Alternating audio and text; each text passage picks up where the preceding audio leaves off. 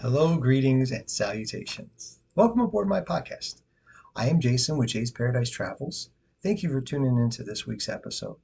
Today I'm going to be talking about my trip to see the Iowa State Cyclones, a trip that was a continuation of some other podcasts that I'd done before. I've talked about my visit and experience with the Iowa Hawkeyes, and that was on the same day.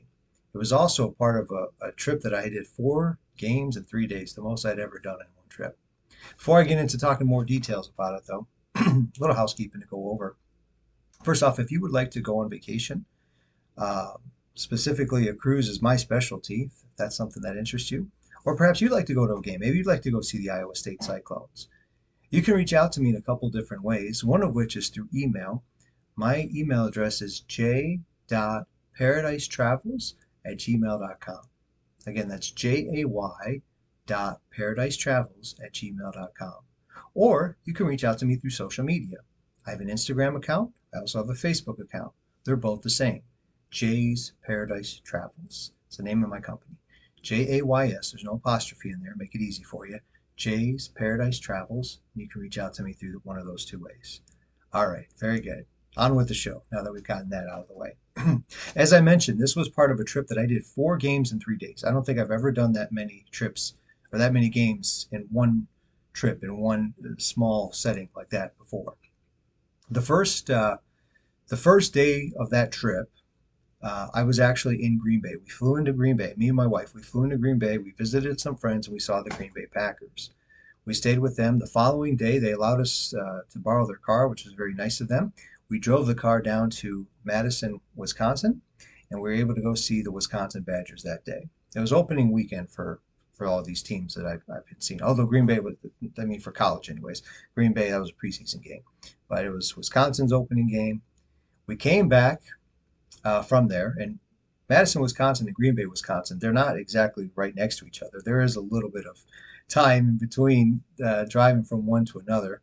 And so by the time we got out of the game, we had to walk with the crowd, get to our car, drive all the way back home after game day traffic. It was super late, very late. And we got in probably like around 2 a.m. We had to get up and leave to go to the airport like around 4 a.m. So I only got really a couple hours of sleep. We we got to the airport. We flew out of Green Bay and went down to Chicago, and then from Chicago went over to Des Moines. And in Des Moines, we rented a car. We were able to go to the Iowa Hawkeyes game. That was a noon game. We were able to go see them at noon. I have a podcast on that. Please feel free to check it out. I also have a podcast on the Green Bay and Wisconsin football games that I went to. Please check that out as well. Now, a little different here. The Green Bay and Wisconsin I combined in one podcast. It was all part of the same trip, but I combined them. And initially, I was going to combine the Iowa games too, but I decided to separate them. So the Iowa Hawkeyes, my experience with the Iowa Hawkeyes, is a separate podcast. And then this podcast that I'm going to focus on is the Iowa State Cyclones. That was the last game of that 4 football game trip that we did in 3 days. Something that I could probably maybe do again if the circumstances allowed. My poor wife, probably not. That was that was much for her. It was much for me, so it was definitely much for her. So she probably wouldn't be able to do that anymore. Yeah. So we went and saw the Iowa Hawkeyes. After the Iowa Hawkeyes game, we got back into our car that we rented and we drove out to Ames, Iowa. Ames, Iowa is where the Iowa State Cyclones play. Um, it's interesting. I expected that Iowa City, which is where the Iowa Hawkeyes play, I expected that to kind of be surrounded by cornfields and just country land. But there was actually a decent amount of stuff around it. Iowa State was what I what I thought. It was just this from one place to another place. It takes I want to say maybe a couple hours ish, and it was just a flat drive, cornfields, country, all that stuff. That what I had envisioned in my mind. That's what we drove through. And then when we got to Iowa State, that's pretty much where we parked. We parked in like a field, not far from the stadium. It wasn't right next to the stadium, but it was not too far from the stadium. We got there early enough where game hadn't started yet. and there was a bunch of people there as we were going into the stadium. One thing that was kind of nice though, because this was a night game, and so if I do try to get two teams on the same day, my goal to make it possible is to have one game be the noon game and the other one be the night game. If one of those games is like the middle of the day 3:30 game, that's it's just not going to work out. There's no way to be able to get out of a stadium, go drive to another stadium to be able to make it in time for a 3:30 kickoff, unless they were like right next door, which that's never going to be the case for college football. They're always going to be a little ways away from each other. I would say probably minimum an hour. Um, so I have to, go see a noon game and then a night game. Iowa was the noon game, and then throughout that drive over to Iowa State, who was going to be on the night game, we had all the 3:30 kickoffs. So one of the 3:30 kickoffs was Michigan. They were playing against Florida. I work at Michigan, so the fact that they weren't playing them at home gave me that weekend off, which would allow me to go do this. They didn't play in Florida as regards um, uh, they were in Gainesville, where the Florida Gators are at. It wasn't that type of road game. It was a neutral site game. I want to say they were in. Where were they in for that? Were they in Dallas for that? I think they were in Dallas. Doesn't matter. Anyways, they were playing Florida, and as I was driving from one game to another game, I was able to find it on the radio, which was nice. So I was able to listen to the Michigan game. They ended up beating Florida, which was super exciting, made the day. If they would have lost it, that would have put a damper on the day, that's for sure. But they actually won that game. Played them pretty good too, and that just made it even more exciting of a day. All right, so that was kind of nice. That helped with the drive. I'll put it that way. It definitely helped with the drive. We get to Iowa State. As I said, I parked there. I can. We're there early enough where I don't have to rush out. I think we probably rested for a little bit, but then we went in. Big enough crowd. We're going in with the people, and we get to our seats. Similar to Iowa, the first two football games I was able to get tickets with all of us together. But Iowa were just single seat tickets, and so I got me and Selena. I think we were in like the same section, but just different rows apart from each other. Like she was up higher and I was lower, something to that effect. This one was similar situation where I couldn't get two seats together. I had one seat for me, one seat for her. I had found it where there was one seat in one section and then another seat in another section. And I thought, okay, that's not too far. Maybe we could just ask someone to switch or whatever the case is. Maybe there'll be an empty seat. I'm thinking it's Iowa State. There could be some open seats. I'm envisioning like a team from the MAC conference or something. And no, excuse me. Oh, allergies bother me, and that's actually going to come into play as I talk about this game. We were a section apart, but in between that section was like a wall. And I was like, are you kidding me? I can't even like physically, I'd have to go down under and around to go see her. And she would have to do the same. At one point, we did kind of meet up because my allergies were bothering me. I had forgot my allergy medication, sadly. And it was horrible. I mean, you just heard me sneeze now, and I'm sorry. I hate to do that during a podcast.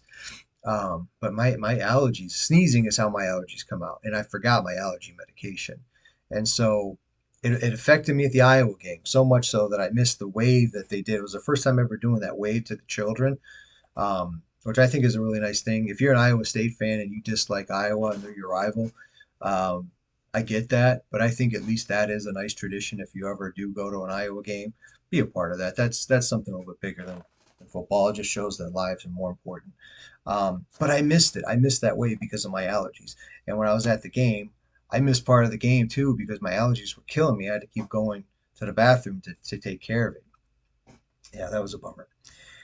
Anyways, but yeah, they had that wall in between there, and I was like, all right, this is kind of unique for a stadium. I don't ever hardly see a wall in between sections, and especially since it wasn't like it was a separate section of a separate part of the stadium. The stadium is very symmetrical, um, which I thought was kind of interesting. It's an interesting stadium that when you're going up from one end and you go whatever end you're looking at, you look like you're seeing the exact same thing. It's the same Iowa I with the state, logo, and the the sidelines look exactly the same. It's a very symmetrical looking stadium for one that's not just a complete round bowl. The only really difference that I noticed that it was one side of the stadium had what do you call it, like a building of some sort. I don't know what the building was, and then that was the side that we came up on, and then we had to take like a ramp to go up, and then the other side had a little bit where that building was. They had more students. I don't remember if that was the student section or not. It could have been, but yeah, everything the scoreboards, the silent everything, the press boxes. It was all like the same look. All right, maybe the press box was a little different from one end to the other. Now that I think about it, but yeah, it just is very similar look, very symmetrical look. That was my initial thoughts on it. I'm sure if you look closely deep into it, you might see some differences like that. But interesting building, that's for sure. But kind of unique to go see too, as well. And very full. I was actually quite impressed. The capacity was 61,500, and when I looked at the attendance, it said 61,500. I was like, oh, okay, sold out game. Even the Iowa game we had went to earlier that day, it was full, but according to the attendance, it wasn't sold out. This one was, and I was impressed by that because I honestly Iowa State to me is they were never one of the top dogs in the Big 12 conference, and they had some good years. They've had some good years. They've had some coaches that have come by and has helped lift the program a little bit. But for the longest time, they weren't. They weren't Texas. They weren't Oklahoma. They weren't um, one of the big dogs in the Big 12. They I was trying to think who else was a big dog for a while. Nebraska. Um, they weren't one of them, So I kind of just envisioned not a lot of people, not a lot of fans. I don't want to say like a MAC school, but just yeah, kind of like I didn't think there was going to be a whole lot of support, and boy was I wrong. I mean, there was a ton of cars in the parking lot when we parked. Walking in with a ton of people, that stadium was packed, and they were very alive and passionate about their team. Like, okay, good. I see you, Iowa State Cyclone fans. Good for you, being there, fully supporting your team. And this was opening weekend against an FBS school. It was Northern Iowa. Granted, a team from Iowa. Okay, but I don't think Iowa State and Northern Iowa have a rivalry. Maybe they do. I don't know about. Maybe they do. I mean, it is within the state. But I know Michigan doesn't exactly view Eastern Michigan, Western Michigan, or Central Michigan as rivals.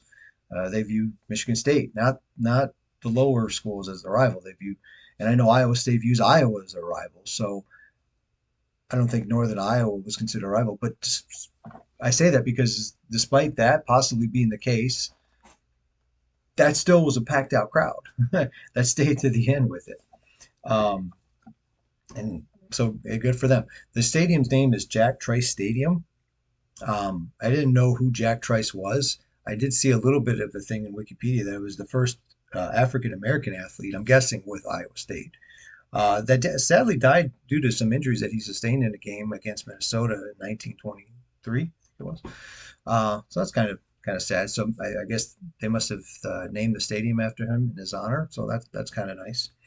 Um, yeah, and so yeah, cool stadium to go see. As I was not expecting much, but it was.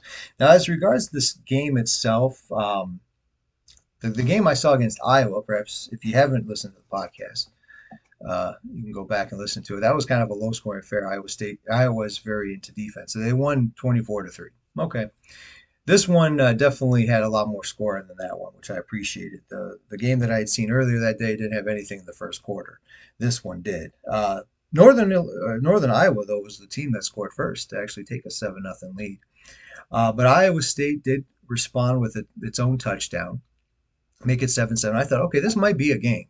But then Northern Iowa threw an interception. It was a pick six for Iowa State, and I think that was kind of like where the turning point was for there. They started flexing their muscles a little bit more on them, 14-7. in the first quarter.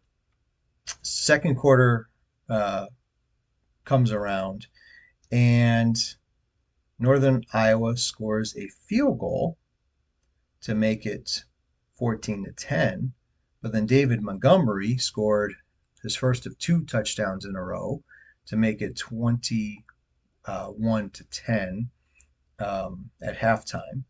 And then he followed that up with a second one in the third quarter again to extend the lead to 28-10. And then from there it was basically at the end of the third quarter, Northern Iowa, Iowa State. Fourth quarter, Northern Iowa, Iowa State. Just back and forth with touchdowns. Final score ended up being 42-24. Iowa State beat Northern Iowa, who are the Panthers, by the way. I was looking at it, and I was like, okay, the Northern Iowa Panthers. I couldn't. I was trying to think of some maybe memories I had of Iowa State, but they're not in the Big Ten. They're in the Big 12. So it wasn't like Michigan played Iowa State very often. There had been talks that maybe trying to, when the Big Ten was trying to expand, maybe getting Iowa State. That never happened. So I don't have as many memories with Iowa State as I did with Iowa.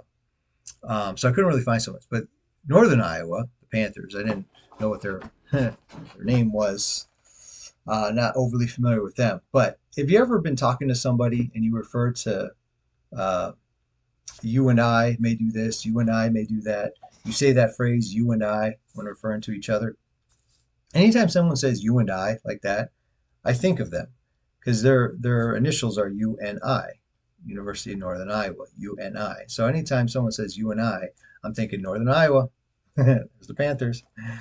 And I used to always say it too. Someone says it, I'm like Northern Iowa. I don't do that anymore though, but I used to. And as regards the Iowa State Cyclones, their name, I thought it was kind of a funny name, Cyclones. Because isn't a cyclone some sort of like hurricane or natural disaster of some kind? I was thinking, you're not you're not by the water. You get cyclones out there? Now I'm no meteorologist. Maybe they do, and I sound like an idiot even saying this. I don't think they do. Like there's certain teams that are named the Hurricanes. The Carolina Hurricanes for NHL and Miami Hurricanes for college. They're both by the coast and have hurricanes come through them. I get that. Cyclone, not as much. Because maybe I'm thinking, unless a cyclone they're referring to is just a tornado. If that's the case, then probably. I guess they do have a tornado looking logo with a bird on it or something to that effect. So maybe that's what they're referring to. I guess I'm thinking cyclone. I'm thinking like a um, not quite as strong as a hurricane, like just a little less than that. Again, I'm no meteorologist. I'm no weather guy. If you're a weather person, feel free to put in a comment and let me know. Again, I could be just sounding like an idiot right now with all this, but I don't know, the names. I guess I kind of found them a little funny like that. But what I didn't find funny was the game itself. I thought it was a fun game to be a part of. Uh, Good crowd, nice place to visit, and enjoyed my time there. Aside from my allergies killed me that day. Hated dealing with them. I did mention the two touchdowns in a row were David Montgomery. When I was looking up the stats, and I was like, oh yeah, David Montgomery. I forgot that he played at Iowa State. So I live in Detroit, and I'm a Detroit Lions guy. And David Montgomery plays for Detroit Lions. Him and Jameer Gibbs was another running back. They're both two running backs. Um, they have a combo that they're nicknamed Sonic and Knuckles. Sonic is Jameer Gibbs. David Montgomery is Knuckles. Just because he's the more stronger guy. Jameer Gibbs is the more faster guy. David Montgomery's the stronger guy. And what I loved about him, someone nicknamed, I can't remember it, maybe a fan came up with that or something. Somehow that came about, and they ran with it. They've dressed like it. They've referred to it in the broadcast, and just they've taken those nicknames and ran with it. No pun intended, being running backs, but they have ran with it. And I love that about them. So I forgot that David Montgomery played at Iowa State. He got drafted by the Bears, played with the Bears for a little bit, and actually was kind of a thorn in Detroit Lions side for a little bit. Now he's with the Detroit Lions and does pretty well with them. Um, I got to see him play. Uh, it's interesting things that you may see in your life, witness in your life. doesn't make any impact. And then years later, you're like, oh yeah, that was that guy then, or whatever. That was the case. I watched him as a college player, thought nothing of it, wasn't. I was a Cyclone fan for a day, but other than that, I don't follow Iowa State. Um, and here I am watching him score a couple touchdowns, even, and then years later, here he is in my life as one of the running backs that I root for the Detroit Lions. It's funny how things work out sometimes in life. Yeah. Anyways, that was my experience with the Iowa State Cyclones. After that, after the game, I should have mentioned this earlier during the experience part of it, but we left the stadium. They had won. Everyone's all happy. Home teams were 2-0 this day, Iowa. In fact, all four games that I saw on that trip, Green Bay, Wisconsin, Iowa, and Iowa State, all four home teams won. And won convincingly enough, too. We left there. We drove right back to the airport to Des Moines. We got there super early in the morning. We had some time left before our flight. We ended up kind of sleeping in the car a little bit, kind of just put the chair back and try to try to sleep as much as we could. It wasn't exactly the most comfortable thing. Again, I think about this now. My poor wife, she probably would never do this anymore. I might, but even that would be hard for me. Anyways, we did that, and then when the time finally came, we returned the car, got into the airport, and ended up flying home. It was a little tight. I was flying standby. I was a little tight, but we did get on and got to fly home on Sunday morning. I think we even may have gotten first class on the way back. It was a little tight, but then when we got it, it was first class, something like that. Maybe not. I think so. Anyways, regardless, that's what happened, and it was a nice weekend. If I say weekend, I mean it started Thursday and then we got back on Sunday. So however you want to view that, but it was a nice trip. Like I said, probably the most football games I had seen in that time span. 4 football games in 3 days. Um, who knows if that'll ever happen again? But that's what happened then, and I'm glad I got to do it. And if it's something that you'd like to go see yourself, maybe you'd like to go out to Iowa, go see a Iowa State Cyclones game, or go visit the campus, or for whatever reason you want to go out there, let me know. If you want to go on vacation, maybe go on a cruise, which is my specialty, or anything else, again, let me know. There's a couple ways of contacting me. One more time, my email address is j.paradise@gmail.com. That's jay.paradise@gmail.com. Or you can reach out to me through social media. I have Facebook, I have Instagram, both are the same. Jay's Paradise Travels. Jays, no apostrophe. Jay's Paradise Travels. I also have some pictures up there of my travel experiences. You can look at those as well. And if it's something you want to see for yourself, again, let me know. Be happy to do that for you. As regards to the podcasts, please feel free to like this video, um, as well as make a comment or two. Perhaps you have a memory of Iowa State in some way, shape, or form, positive or negative. I welcome it all, and I'll be happy to uh, discuss it with you. I just ask that you keep it clean. Negative experience, such as maybe you went and you didn't, your hot dog was undercooked or something. If it's something like that, maybe someone didn't treat you that great. That's okay. Customer service didn't treat you great, but don't go in there and bashing a rival team. Don't go in there bashing Iowa or something, or the fan base, or someone specific. This is a travel podcast, not a sports podcast. So please keep that clean. But feel free to write in a comment and share this video with other people as well. My goal is to be able to make this world a happier place, one vacation at a time. Whether that's you and or your family or friends, love to do it. Love to be your personal travel agent. Trying to get my name out there to others. So please feel free to share the video as well. I thank you again for tuning in and listening this week. Look forward to talking again another time. Take care. Bye bye.